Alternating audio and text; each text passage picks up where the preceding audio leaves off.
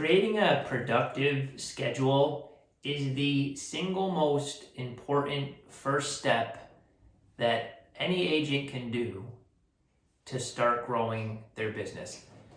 One of the most common mistakes I see agents make is they know which activities to do. Maybe they write them down, they have a list of what to do, but they don't create the appropriate amount of time for it. Or they just start their day reactively chasing fire from biggest fire to smallest, and then the next thing you know, the day is done. Creating a schedule, the right schedule, is how you play offense with your business. It's how you dictate and choose what happens in your day and what doesn't. If you don't have a schedule, you're simply playing defense. You're just trying to keep your head above water and hope for the best. Wherever you get drifted, wherever you get taken that day, that's where you're going to end up, right? If you have a to-do list, if you have a bunch of things written down, you tend to go for the easiest ones, cross them off, and tackle those things, and it can feel productive. And a lot of times we're leaving those big chunks on the table, those big needle movers that need to get done. We save those for last because they're harder to take off the checklist. So we keep them there. There's an old saying that says, if it's not in the schedule, it doesn't get done. When you can create a schedule for yourself that you just follow, that you just go from task to task to task without thinking, that's when you're in the sweet spot. Now for me, I was a teacher for 11 years, so I had to drive to work. I had to be at work for a certain time each morning.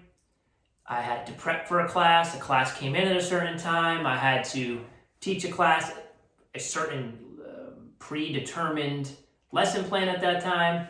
Another class would come in, I would take my lunch at a certain time, and I would go home at the end of the day at a certain time. So I created the exact same scenario for my real estate business early on. I treated my real estate business like a real job. If you treat it like a real job, you get paid like it's a real job. If you're just showing up here or there, you're going to get paid like you're showing up here or there. Your clients can feel your level of service and your level of action, and a schedule is what creates the action. It creates the urgency because you know you have another task at X time that has to get done.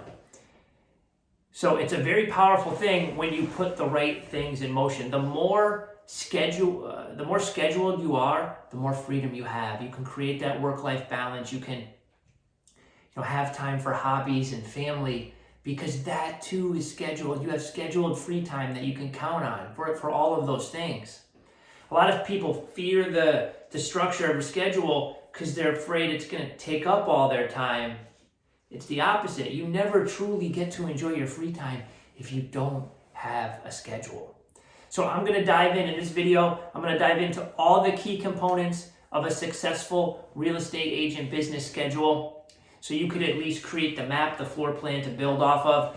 And if this video is helpful and you're looking for more in-depth techniques on what to do within those schedule blocks, drop a comment below and I can send you a video on the specific actions of each part of the schedule so you know a little bit more about the strategy. But for the purpose of this video, we're just going to talk about what to do where and how to orchestrate your day.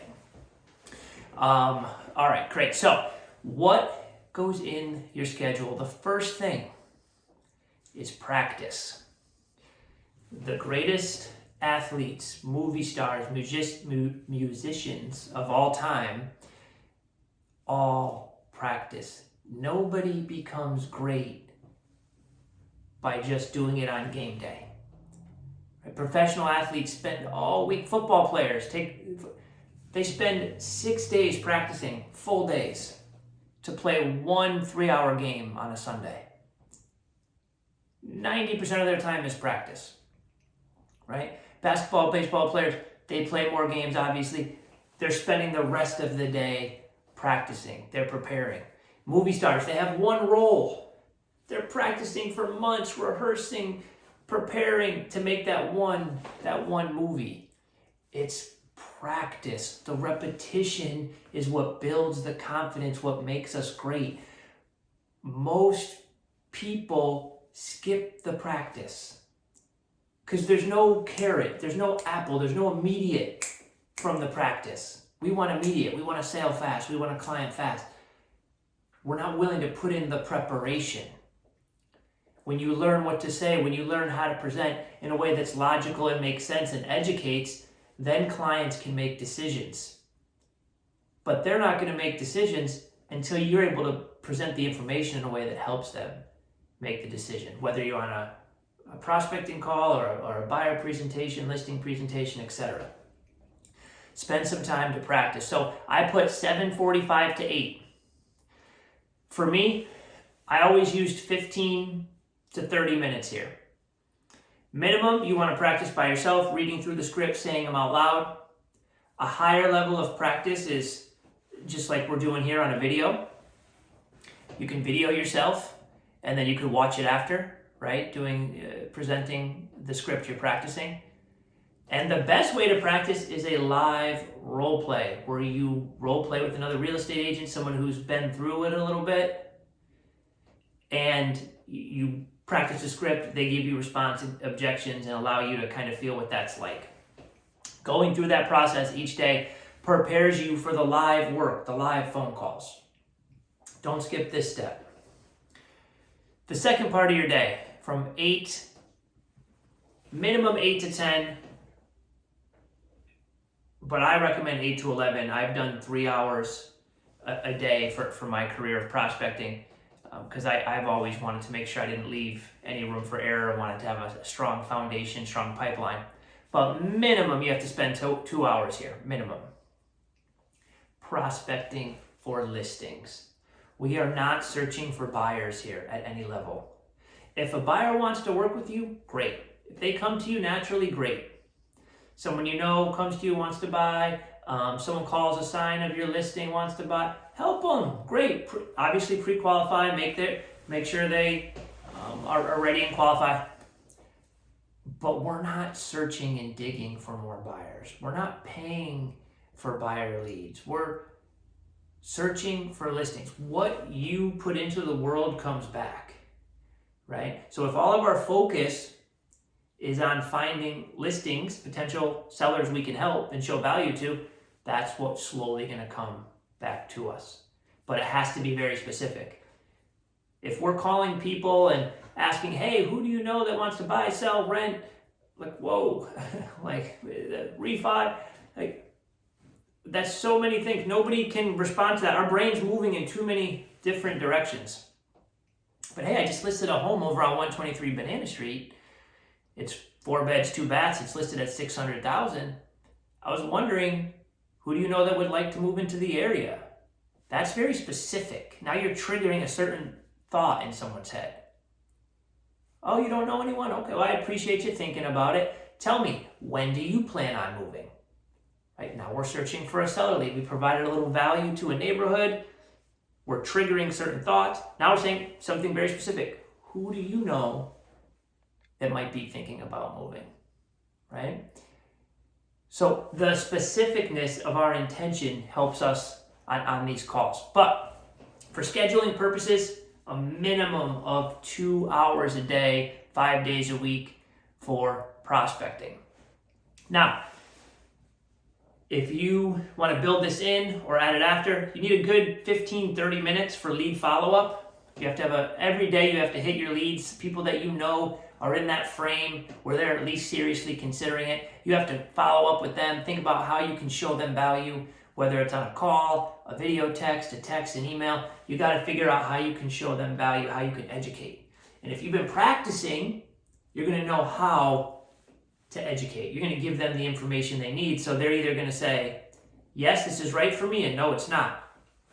Either is okay. We're not in the business of convincing people to do things. We're in the business of helping people make a decision. And once they've made that decision, then we can help them.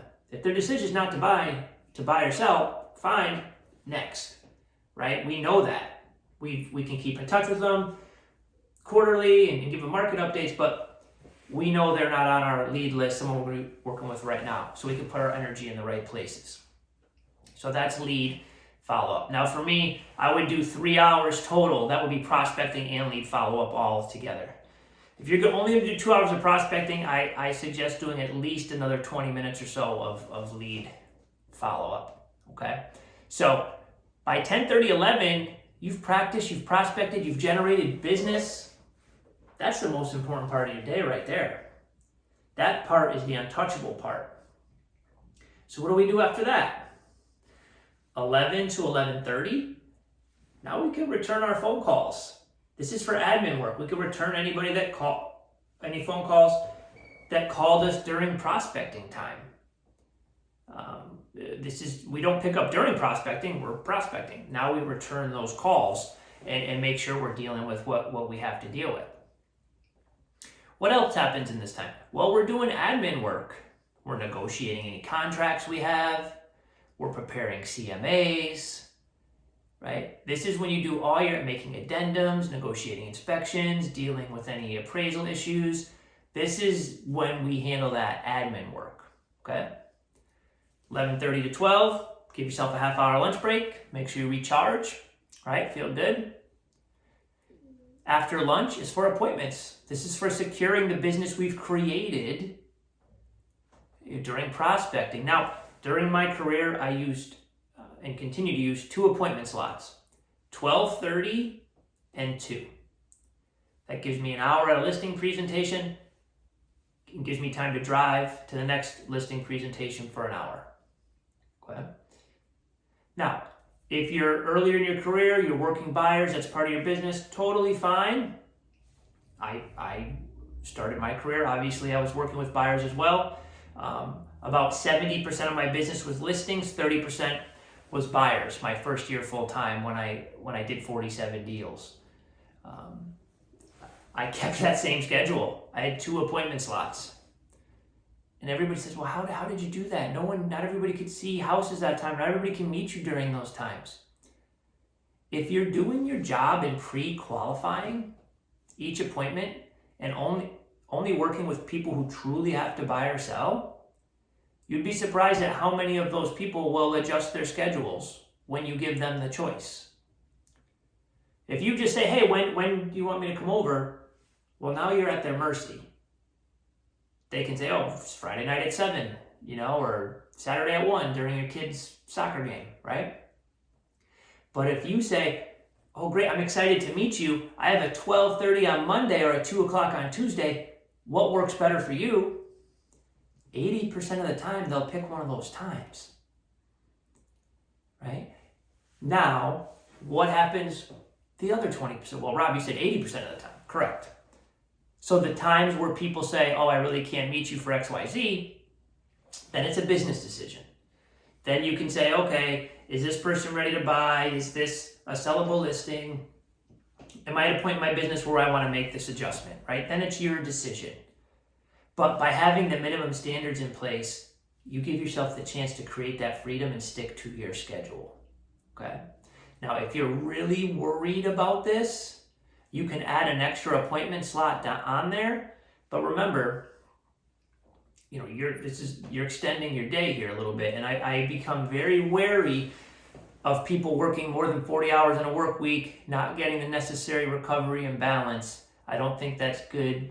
Research shows it's not good for long-term health, not good for personal motivation. It doesn't keep you fresh. We don't make as good of decisions when we start to run down. So if you're going to start to add those extra appointment slots, if you want to add 3, and then do like a 2:30 to 3:30 there at the end of the day as well. Or I'm sorry, a 3:30 to 4:30 at the end of the day as well. Just know you're extending your day, because you always have to finish your day with another half hour, 45 minutes of admin work. You always want to return any of your calls, clean up any of your loose ends at the end of the day. Any more CMAs you might have to do, negotiating. You really need 2 admin time blocks, one in the morning, one in the afternoon, to clean up loose ends until the next business day. So, for me, I will go on that last appointment 2 to 3, do my admin, be done by 4. And early in my career, I would go to like a CrossFit class from 4 to 5. I love to have something at the end of the day that is personal, that's for your own outside of work at a scheduled time. Maybe it's you pick up your kids, maybe it's a certain activity you do with your kids or a hobby, because that forces you to leave. It forces you to stay on schedule with work and stop working when you've committed to. That is just as important, for the reasons I just mentioned, as never interrupting that prospect time, ending your day and giving yourself a buffer from the workday to regenerate. So that is all of the parts of a schedule. That is your day-to-day. Now, the only thing that I didn't include, and there's a couple ways to do this, which is why I didn't include it, is your weekly client check-ins. Any business you currently have, an active listing or a pending listing or pending buyer, or an active buyer and a buyer broke, you want to call these buyers weekly and give them an update on their progress. You want to let them know where they're at in the process. See if they have any questions that week. If your client calls you, you haven't been checking in enough, right? You have to beat them to the punch. Now, there's a few ways to do this. You can just do it once a week and block off enough time, whether it's an hour or a half hour.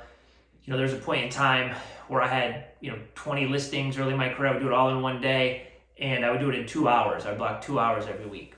And then that got overwhelming for me. I didn't like doing it it was a long chunk of time. And my listings kept growing at the time, so I was in the 30s, low 40s. So then I switched it to a half hour a day, and I talked to 7 people each day. So that broke up the way I updated my clients, made sure they all got in, and it wasn't as overwhelming for me because it wasn't a big chunk. So there's a couple ways to do it. You can play with it. You can put it in an appointment slot and do it all in 1 week, or you can break it up and do it a little bit each day. So that's up to you how you want to tackle it. But you want to check in with your clients and not forget about them as well, to make sure you're providing that good service. If you stick to this schedule, your pipeline will be full, which will allow you to set minimum standards, which will allow you to go ahead and pre-qual each appointment to make sure you're giving it only working with people who are actually motivated to buy or sell. All of these things create efficiency in your time. Well, you're saying, well, Rob, you only have 2 appointment slots a day. Well, that's 10 a week. And I never got to the point in my career where I was taking 10 listings a week, which would be 40 a month. When I do, that will be a good problem to have when I'll have to figure out how to add an appointment slot. But unless you're taking 10 listings a week, you don't need more than 2 appointment slots, okay? If you want to add the third because you're working a lot of buyers at the time, give you more flexibility, fine. I would still recommend you stick with 2 and do it case by case if you have somebody that doesn't fit into those blocks. Just because once you bend those minimum standards, it's really hard to get back. So if this was helpful, click subscribe. That's one of the ways that I know if this content is resonating.